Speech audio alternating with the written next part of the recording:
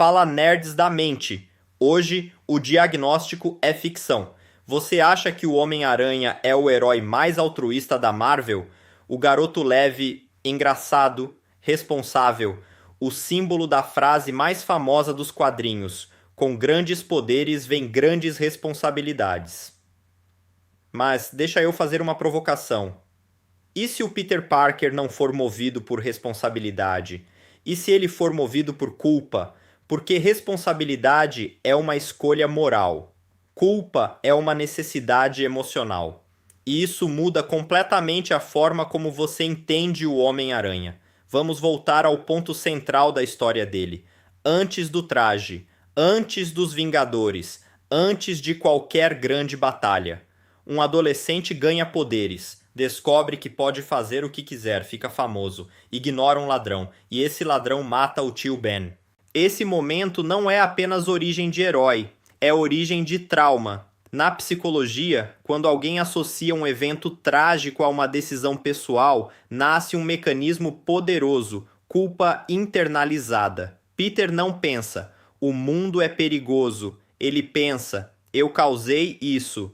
E quando a mente cria essa ligação, ela tenta impedir que aquilo aconteça de novo a qualquer custo, não por virtude, por reparação. Aqui entra um conceito importante. Existe um tipo de funcionamento chamado culpa reparadora. A pessoa sente que precisa compensar constantemente um erro passado. Ela não faz o bem apenas porque é bom. Ela faz porque precisa neutralizar algo, e o Homem-Aranha vive em estado permanente de reparação. Cada vez que ele salva alguém, ele está inconscientemente tentando salvar o tio Ben de novo. Só que isso nunca termina, porque o trauma já aconteceu. Agora observa o padrão comportamental dele. Ele se sobrecarrega, ele se coloca em risco excessivo, ele ignora a própria vida pessoal, ele sabota relacionamentos. Por quê? Porque se ele relaxar, alguém pode morrer. E se alguém morrer, a culpa volta. Isso não é responsabilidade saudável. Isso é hipervigilância traumática. Hipervigilância é quando a pessoa vive num estado constante de alerta, como se o perigo estivesse sempre prestes a acontecer. O Peter Parker não tira férias emocionais. Ele nunca sente que fez o suficiente, porque culpa não aceita descanso.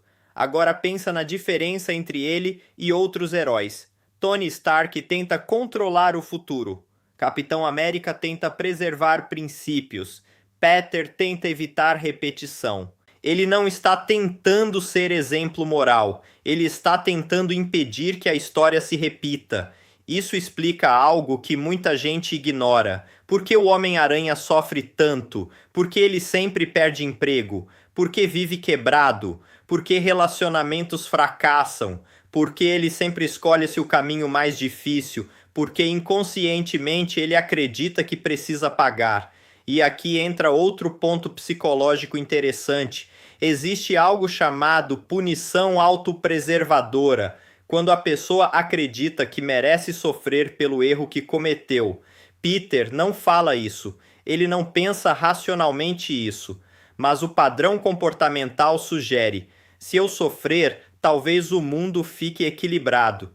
É quase como se a felicidade dele fosse moralmente suspeita. Sempre que a vida começa a melhorar, algo dá errado, e ele aceita, como se dissesse: é o preço. Agora lembra da frase clássica: com grandes poderes vem grandes responsabilidades.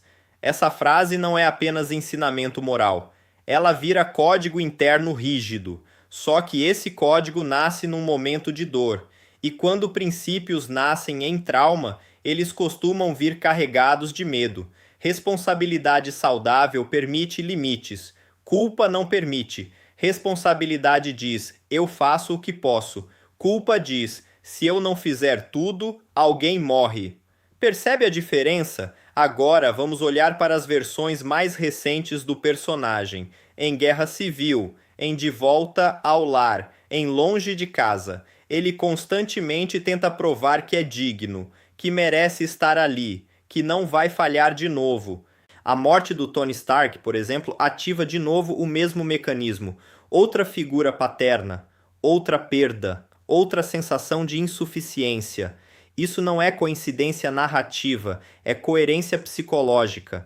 Peter Parker é um herói construído em cima da ferida de não ter impedido uma tragédia, e isso cria algo paradoxal.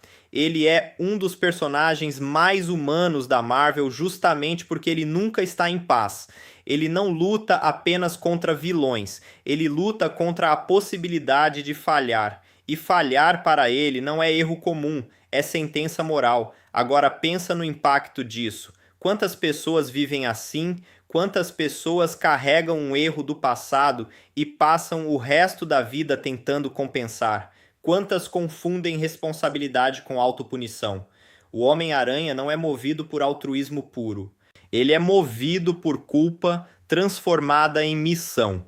E isso o torna admirável, mas também o torna exausto. Quando o heroísmo vira mecanismo de reparação emocional, ele deixa de ser escolha livre, vira obrigação interna, e talvez seja por isso que o Peter Parker sempre parece cansado, mesmo quando está sorrindo. Ele não quer apenas salvar o mundo, ele quer impedir que aquele momento no beco se repita. Mas o passado não se reescreve, ele só se integra, e enquanto Peter não integrar a culpa, ele continuará tentando pagar uma dívida que já não pode ser quitada.